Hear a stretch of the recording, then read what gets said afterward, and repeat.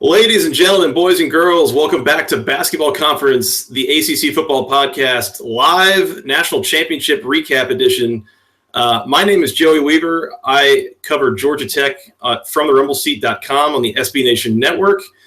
Joining me on this tonight, as always, is my Basketball Conference Podcast teammate, Mr. Mike McDaniel, covering the Virginia Tech Hokies for fightinggobbler.com on the fan-sided network, as well as the entire conference for InsideTheACC.com. You can find us. We do this weekly podcast talking about ACC football. We are on iTunes. We're on Google Play. We're on SoundCloud. You can hit us on Twitter. I'm at FTRS Joey. He is at Mike McDaniel ACC. And together, we're at BC Podcast ACC. But Mike, this game just went final, the national championship game. Clemson comes away as national champs, 35-31 on a last-second touchdown pass by Deshaun Watson to none other than the short white guy himself, Hunter Renfrow.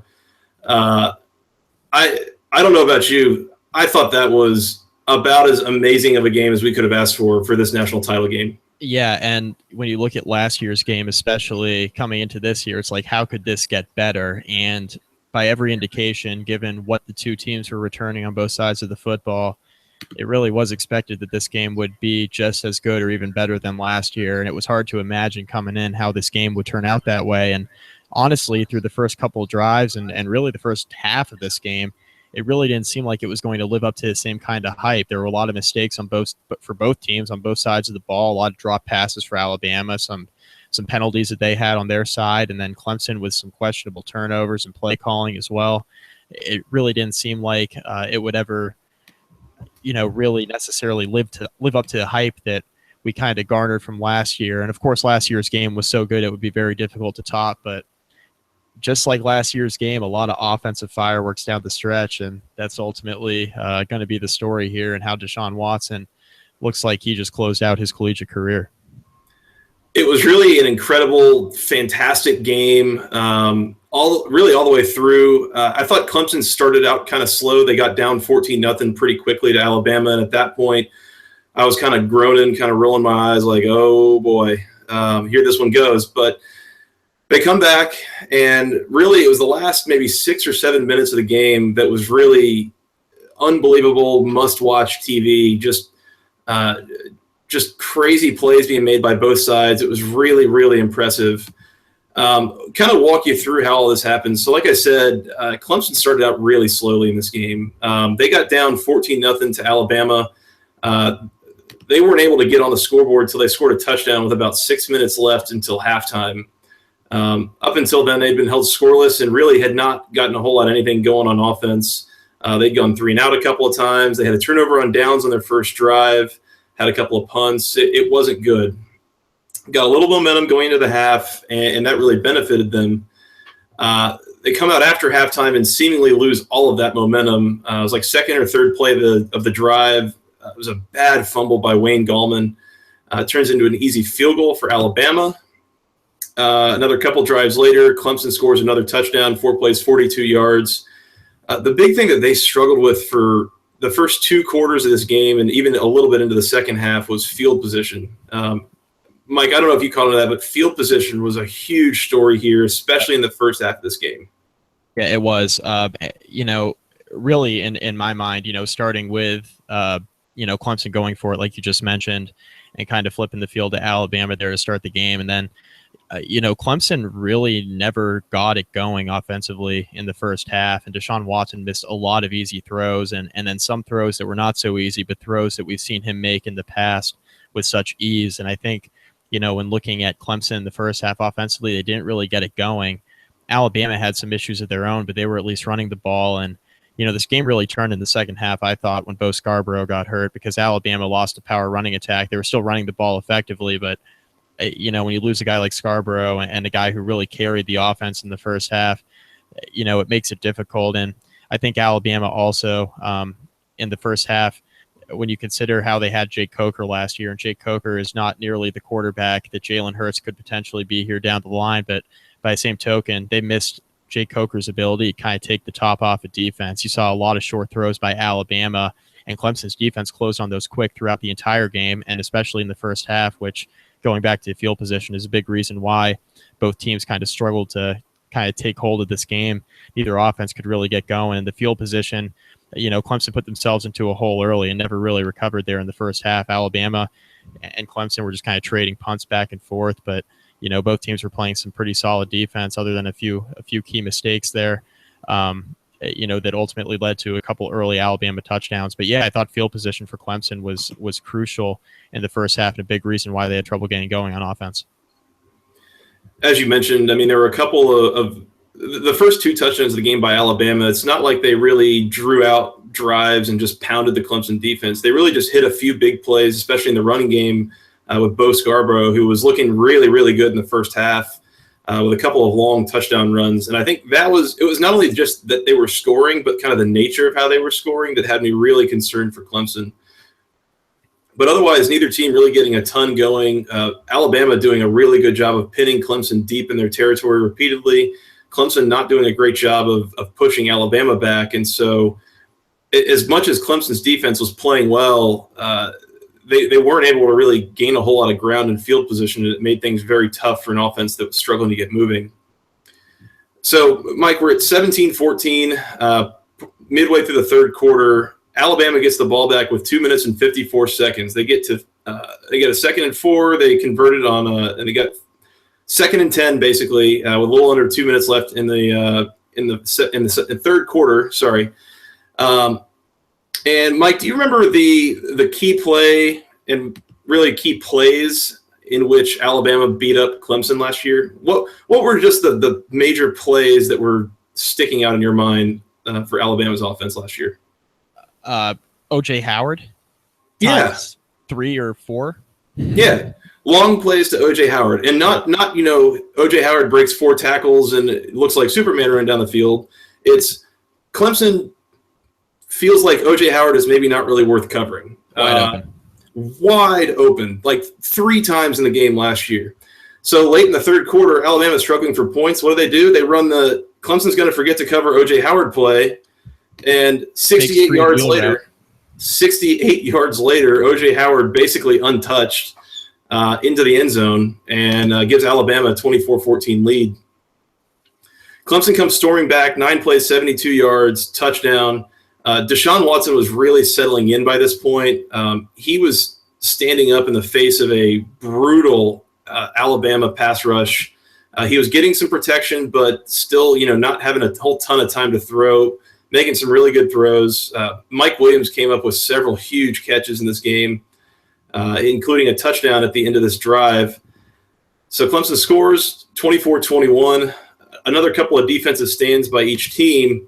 And this is where it starts to get crazy, Mike. 6:33 left in the fourth quarter. Clemson's got a 3-point deficit they're trying to address.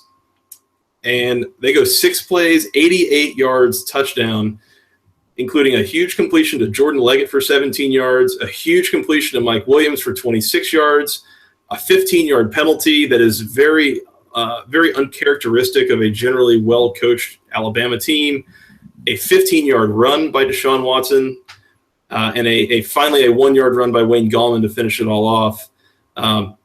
It was a great drive to give them the lead and something that really had to happen and swung a lot of momentum their way, put a lot of pressure on the Alabama offense, Mike. Yeah, it did. And say what you will about Wayne Gallman. He had a lot of issues getting going early in this game, I thought. The Alabama defense was just so suffocating. I thought when Clemson really started moving the ball well, it was when they were kind of using the short passing game kind of as their second running game, quite frankly. Gallman had all sorts of issues getting going, but then what you saw down the stretch as Alabama started to get more and more worn down defensively is you saw more designed quarterback runs out of Deshaun Watson that opened up lanes for Wayne Gallman on that initial touchdown drive to really get Clemson within striking distance to start the fourth quarter. Mike, Alabama gets the ball back. First 2 plays, Jalen Hurts incomplete. Jalen Hurts complete to Damian Harris for a 6-yard loss. And this was the point that you could really see Clemson executing their game plan, right? I believe that was a Ben Boulware play, if I'm not mistaken. He threw it out to the flat. Yep. Ben Boulware Ben Boulware made a couple of phenomenal plays in this game where he read exactly what was going to happen on Alabama's offense and basically told his teammates, here's what's about to happen, and they were able to make stops. So that was another one of those where he goes and shoots through and makes a tackle on a screen pass before anything can even get going. And so it's 3rd and 16, Mike, at the Alabama 26-yard line, about 3.5 minutes left. And then I guess it wasn't here. It was a little later. 15-yard pass to Ardarius Stewart gets him to 4th and 1. Alabama converts a 4th down, and then a backwards pass to Ardarius Stewart down the field to who, Mike? O.J. Howard. O.J. Howard. Maybe you should cover him. Clemson, like you think we'd learn eventually. Good idea. Who knows? And then the play that put Alabama ahead and yet also kind of in a weird way ended up costing them the game. Next play with about 2 minutes left, Jalen Hurts with a brilliant 30-yard touchdown run right up the middle of Clemson's defense. He did a great job dodging some tacklers. It was a brilliant run by a freshman. Problem was he left 2 minutes on the clock for Deshaun Watson, Mike, and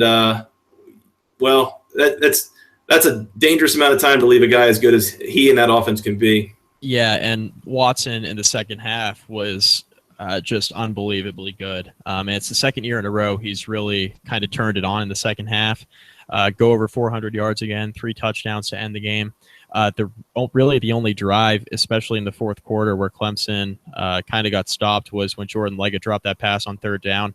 Boy, did he make up for it, though, with 2 crucial catches down the stretch, specifically the last one that put Clemson into really inside the 10-yard line with about 14 seconds left. So that was the biggest catch of the game, other than, of course, what was to pursue there afterwards. The way that this drive played out, too, Mike, was a little strange, especially from a clock management perspective. 2nd and 5 from their own 37. Deshaun Watson deep down the left sideline to Mike Williams. A huge catch, again, just doing it the way he's done it the whole game. 24-yard gain. They're kind of on the edge of field goal range here. 1st and 10, 2nd and 4. Deshaun Watson with a 1-yard run on 2nd and 4. They snap the ball with about a minute left. They run the clock all the way down inside of 30 seconds before they snap the ball on 3rd and 3. And, Mike, I think this is where you started to have a couple of questions about what the strategy was here. Yeah, so my biggest issue with this is that they just let time, and, as we're recording this, I'm watching the highlights right now of that final drive.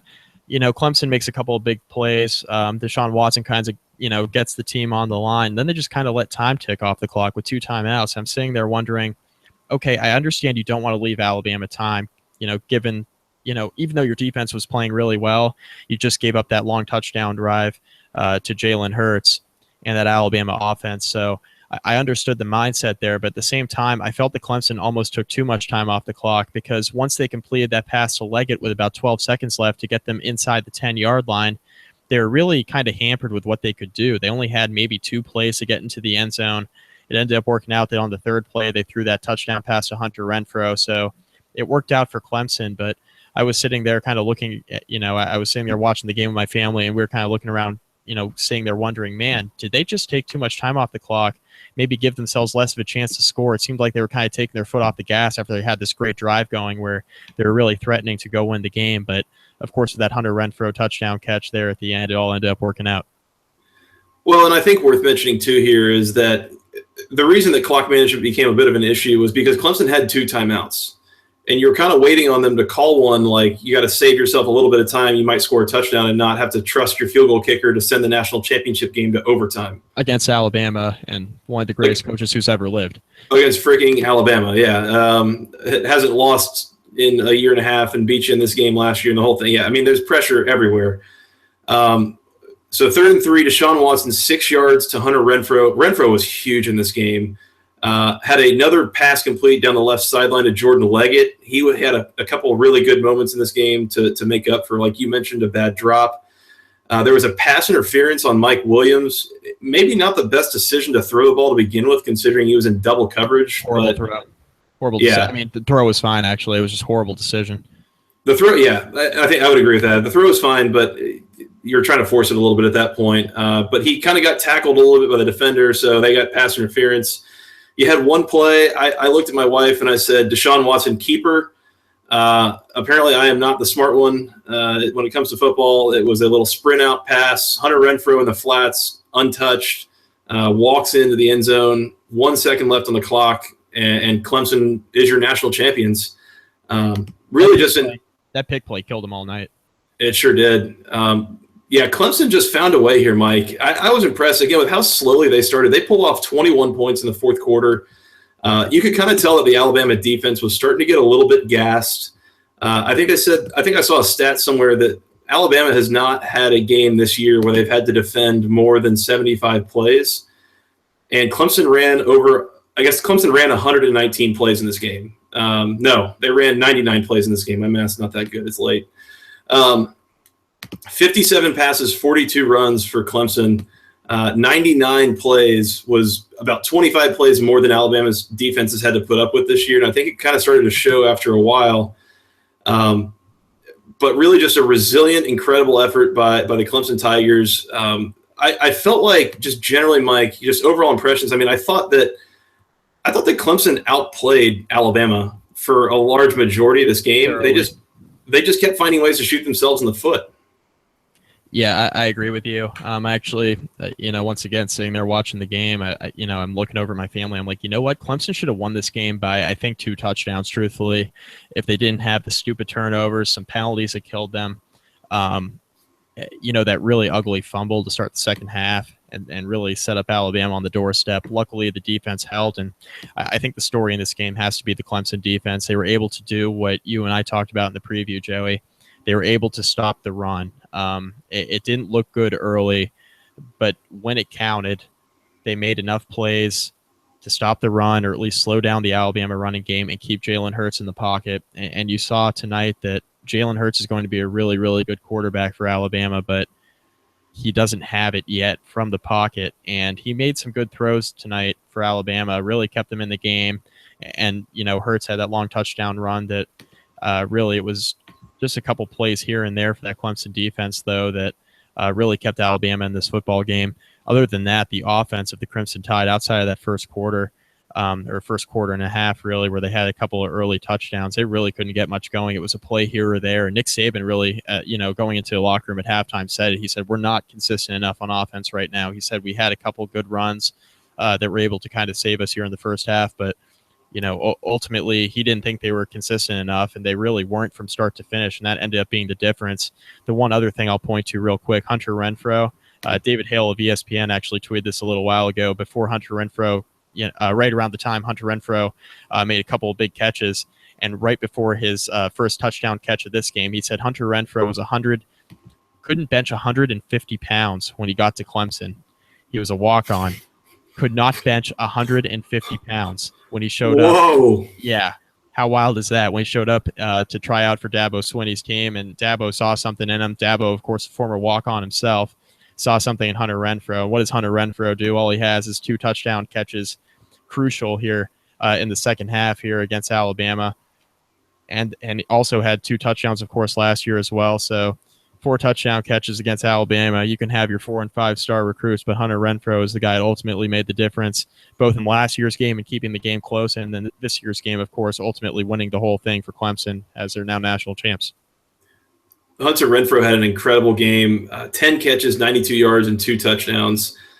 The other guy, Mike, that I want to take a second and make sure that I give some credit to, I don't know if you have any idea where this is going, but for those who have listened to our podcast in the past, you know that I am not a big proponent of one Wayne Gallman. I think that he is one of the more underwhelming guys relative to the kind of hype that he gets. Mike, outside of that ugly fumble to start the second half, I thought Wayne Gallman played a really solid game. He was fantastic, especially in pass protection. I thought he was gigantic for Clemson tonight. Really becoming that 6th or 7th blocker, depending on whether or not Jordan Leggett was running out for a pass. I thought Gallman was huge in this game because Alabama was bringing the heat all night long, especially late in the game, and Gallman had some huge blitz pickups, especially on that final touchdown drive. Now, in all honesty, I mean, his stat line does not jump off the page at you. He had 18 carries, 46 yards, and a touchdown, 3 catches for 39 yards. So he had 21 touches for 85 yards. That's not gonna just totally blow any. He's not gonna get the game MVP for that, but it was huge what he was able to do. Just he opened the game getting a 10-yard gain around the corner on the first play of the game, if I recall, or first play of Clemson's first drive. He was consistently able to get a few yards up the middle. And I thought that his performance here was really incredible against a defense that had him outmatched physically at the very least. So I wanted to give him credit while we also spent a lot of time talking about how good Deshaun Watson was, how good Clemson's defense was, and so forth. I agree with you on the offensive standpoint, but pointing to the defense, obviously Ben Boulware, huge game. No mistaking about it, pointing out where plays were going before they happened, making a couple of crucial tackles, had a couple quarterback hurries. He was wreaking havoc all night.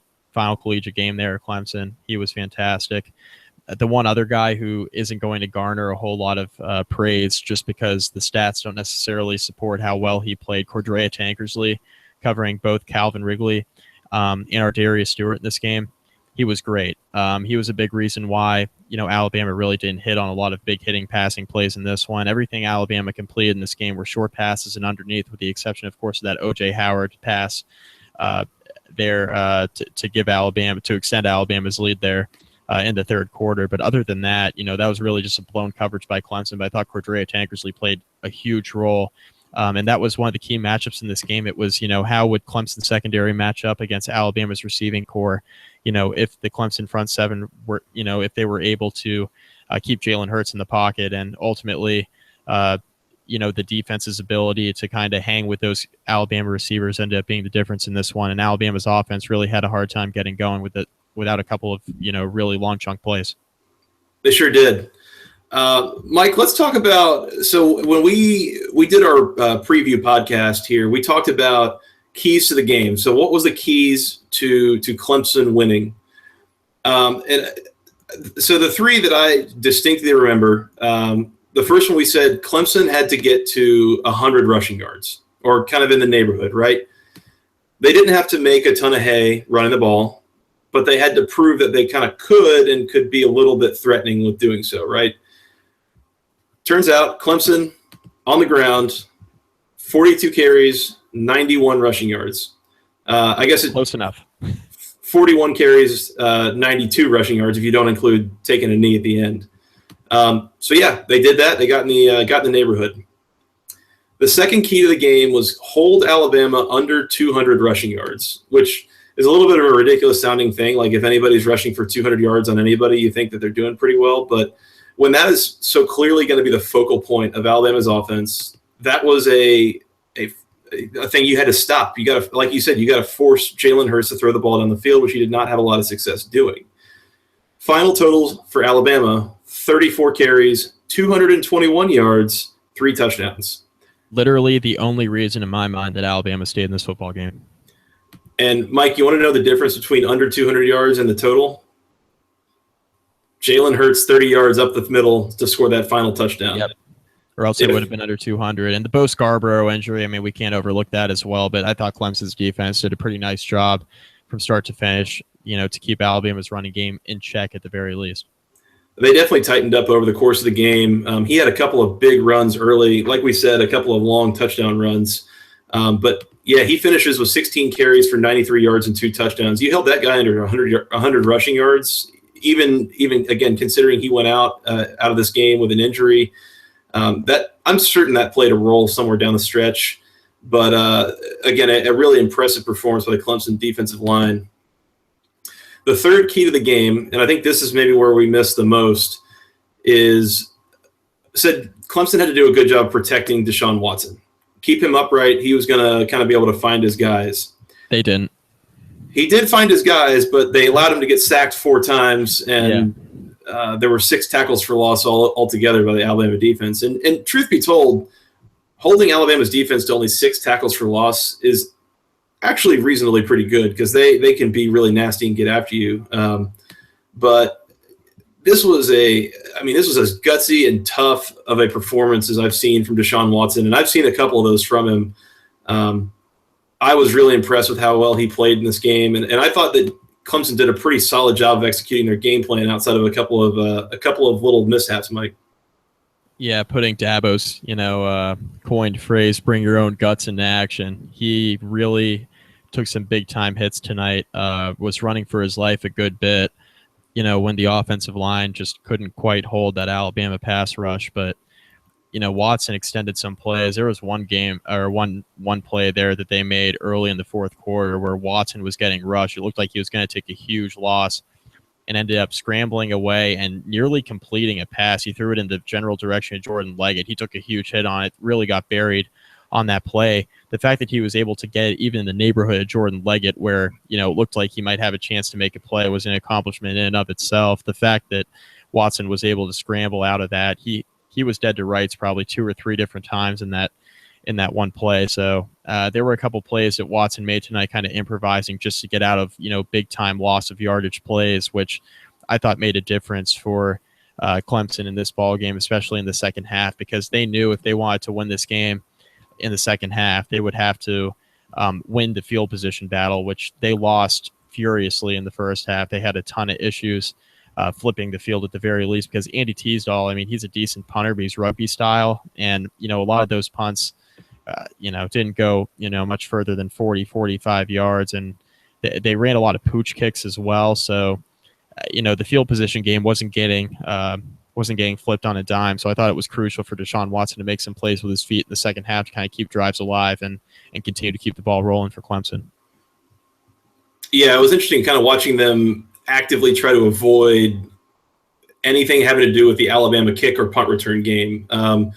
It was like Clemson was going out of their way to give Alabama decent field position as long as it meant the Tide wasn't able to run the ball back, which is kind of interesting to me. Well, it's cool. Which is cool, I guess. You consider one of the major plays that cost, Clemson last year was the long Kenyon Drake punt return. And, when you have a special teams touchdown, be one of the major reasons why you lost the game last year. And then you have, of course, that onside kick as well. Clemson didn't want to get beat on special teams this year, and they didn't, but they had to go kind of a roundabout way to do it. It put a lot of pressure on the defense, but it was clear that Dabo had a lot of faith in Brent Venables' defense, and rightfully so. Mike, can I give you my low-key play of the game? Absolutely. Like, secret play that a lot of people aren't going to remember, but that actually might have actually impacted the final score. Do you have any ideas of what I might say? No idea. You can take this in a million different directions. So we talked about that awful fumble by Wayne Gallman to start the second half. Do you remember the play that Hunter Renfrow made to run down and make a tackle on that where otherwise the Alabama defender had a clear path to the end zone? Yep. If Hunter Renfrow, that's a touchdown. That's a touchdown if he doesn't chase him down. That's a touchdown, whereas Clemson's defense came out, forced a 3-and-out, and Alabama had to kick a field goal. That's a 4-point difference in a game that you won by 4 points. It's a huge swing. It's the biggest. Yeah, I agree with you. I think that's, other than Renfro's touchdown catch, there he goes out doing himself. I agree with you. That's a play I didn't even think about, but that's potentially the biggest play of the game. Low-key play of the game. Hunter Renfrow, by the way, I don't know what it is about playing Alabama, but somehow he just decides that that's the time to have his best games, which there's not really a whole lot of better times for that. But on the year, he played in 10 games. He only had 34 catches coming into this game. He had 10 against Alabama. So he shredded them last year too. He did. He really stepped up here. Last year, like you said, 7 catches, 88 yards, 2 more touchdowns. So he has done an incredible amount of his career production just against the Crimson Tide, which is kind of a crazy stat. But Mike, before we get out of here, I want us to talk through player of the game on offense and on defense. On offense, I gotta think you got to look at Deshaun Watson, and that's as prototypical as it gets. Heisman runner-up, he's well known. Blah blah blah blah blah.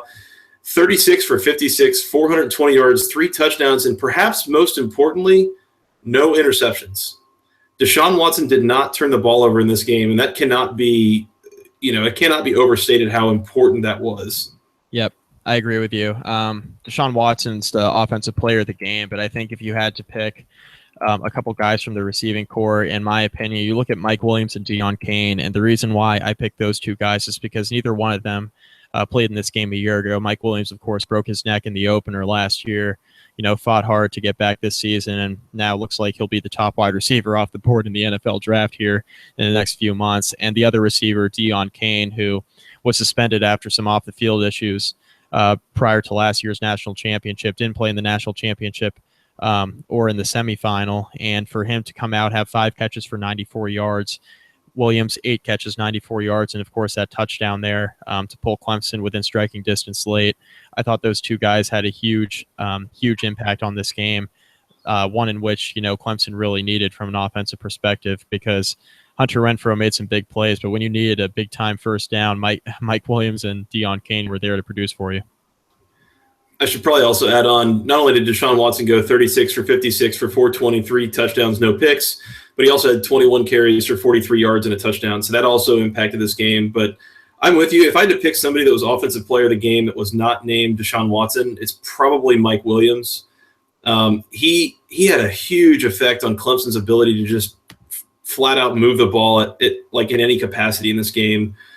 His ability to make some catches deep down the sideline in some pretty tight man coverage was so huge in this game and kind of how it turned out. So he's the other guy I might look to, but I think really realistically, you've got to give it to Deshaun Watson here for what he meant to the team overall. Yeah, and while we're adding some stuff on here, the point I want to make about Deon Cain is that Clemson's offense had nothing going in the first half, and he took a screen pass right across the middle of the field and took it 43 yards down the sideline to set Clemson up for their first scoring drive. Huge momentum change in the game there right before halftime, because the Tigers could not get anything going on offense. Deshaun Watson looked really rattled out there, truthfully. The Clemson offensive line was having a lot of issues dealing with the pass rush there early. I thought that play changed the game, to get Deon Cain kind of shake a couple of defenders and take off down the sideline and really get Clemson rolling there on offense late in the first half to set up a really pivotal scoring drive for them. So it was one of the many big plays that Clemson made on both sides of the football tonight, but I thought Deon Cain and Mike Williams were two of the major reasons why Clemson ended up winning the national championship. On defense, Mike, first of all, I think the obvious leading candidate here has got to be Hunter Renfrow, made the tackle of the game. I think he's your clear defensive player of the game. But if I had to pick somebody who maybe saw actual snaps on defense, this is going to sound kind of strange, but I don't know that I'm going to have an easy time picking anybody on Clemson's side of the ball. And it's not so much an indictment, because obviously Clemson's defense was fantastic in this game. It's really more about, it was very much a team effort. Like, there was no one guy that really took over the game. You might say that Ben Bowler did some good things, again, kind of getting his guys in position. He made some key tackles. He was in position in a lot of times. Carlos Watkins had a huge impact in this game, 6 tackles, 1 for a loss. Cordrea Tankersley, like you said, impacting Alabama's passing game. But if I had to pick a defensive player of the game, this is going to sound a little silly. It might actually come from a team that did not win. Reuben Foster comes out of this game with 12 tackles, 6 solo, including a sack. He was everywhere, and he gave Clemson's offense so many headaches in this game. That's not really a reference to some of the dirty hits, but there were a couple of those. It could be, though. Yeah. It could be if you wanted it to be. But he was an absolute monster on the Alabama defense. And I think if I had to pick one in particular, it might have to be him. But if it had to come from the winning team, I guess give me Ben Bowler, just for what he overall meant to the defense in this performance. Yeah, I don't want to, sound lame, but I agree with you. Reuben Foster was also playing at less than 100%. You remember he made a tackle there late in the first half. It ended up being one of the major plays to slow down a second Clemson scoring drive there, because Clemson was really seizing momentum, and Foster made a huge play in the backfield on Deshaun Watson that ended up stalling the Clemson drive, and they had to punt right before half. So, Foster went to the sideline, got looked at, didn't return there in the first half, came out in the second half and played just as well as he did for nearly 2 full quarters there in the first half. So Foster's the defensive player of the game. For Alabama, I think if you had to pick one on Clemson, it would have to be Bulware, just because he's a signal caller for that defense. They were in position all night with the exception of a blown coverage on O.J. Howard, and then they let Jalen Hurts escape there. But other than that, they were able to keep Alabama contained within the pocket, whether it be Jalen Hurts, whether it be the running game. Outside of Scarborough breaking a couple runs, Alabama's running game had a lot of trouble getting chunk yardage in this game, which is one of the major reasons why Alabama won the game last year. So it starts with Bulware. Tankersley was huge in pass coverage. I agree with you on Watkins as well. He was really solid tonight against the run and against the pass. He was wreaking havoc in the backfield as well. So Clemson's defense, very much a team effort, like you said. The defense won them the national championship, in my opinion. But Deshaun Watson's ability there to make plays down the stretch obviously helped as well.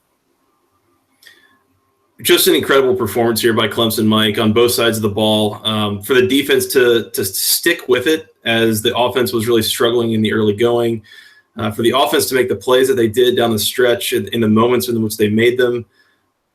I was just amazed. I mean, what an incredible game. What a huge win for Dabo Swinney and for Clemson. For Deshaun Watson, as he and a lot of his offensive teammates are headed to the draft next year. Clemson's your national champions, Mike. They end the reign of terror of Alabama, who had not lost in, 20-some straight games? 28? I believe it was 28 straight, dating back to October of 15. I believe they lost to Ole Miss last year. It was the Ole Miss game. And they hadn't lost since. And first time that Nick Saban's ever lost in a national title game. That's impressive. You got to say something for that. This was amazing, Mike, and this was really what Clemson has been building towards over the last couple of years. Hats off to them, and I think really cements the ACC as your top conference in college football. Has to. That's really has to. Don't add us. Really. I mean, the ACC had such a good bowl season to begin with, and I actually tweeted this out on my personal account. Got a lot of hate from a lot of people for it. But I said the only way the ACC is going to be a better conference than the SEC, and I was talking in general because I thought the ACC already cemented themselves top to bottom as a better conference than the SEC this year with their bowl performance. But the only way the ACC was going to get genuine love as being better than the ACC is if the heavyweight in the ACC, Clemson, beat the heavyweight in the SEC, Alabama, and my God, they did it. They pulled it off. I've got one last question for you, Mike. Does this game mean that Pittsburgh is technically national champions? Good God, transitive property, all that bullshit I have to hear every year. I hear the same thing with Virginia Tech. Virginia Tech will win a bowl game, and then Virginia fans are like, oh, at least we played Virginia Tech tough. And they, went on to win the Independence Bowl. It's like, God damn it. And you hear that stuff every year. But the actual transitive property at work where, hey, Pitt actually beat Clemson. Clemson wins a national championship. Yeah. All right, Pitt, line up against Clemson now, and let's see what happens. Those can be some pretty mind-numbing discussions. Cool. Mike, anything else you want to talk about with this game or otherwise before we get out of here? No, we're good. Last time recording here for a little bit anyway. Yeah, that does it for the 2016 college football season. It went fast. It did for sure. But, hey, it was a fitting end. An ACC team wins a national championship. I tweeted late in the game, I think while Clemson was driving down to score their game-winning touchdown, that this was not the game that we deserved, but it was the game that we needed right now. This is something that will last us through the offseason that we can go back and rewatch and enjoy. I don't know about you. I was really nervous, shaking watching it. This game gave me stress just to watch, which is how you know Clemson. Yeah. And that's how you know that it was that good. So really good stuff here. Well, Mike, this has been fun. I've enjoyed this. It's been cool doing this on YouTube, on Google Hangouts, on the Mark Rogers TV ACC channel. Might have to do this a little bit more often. We might have to. We might have to.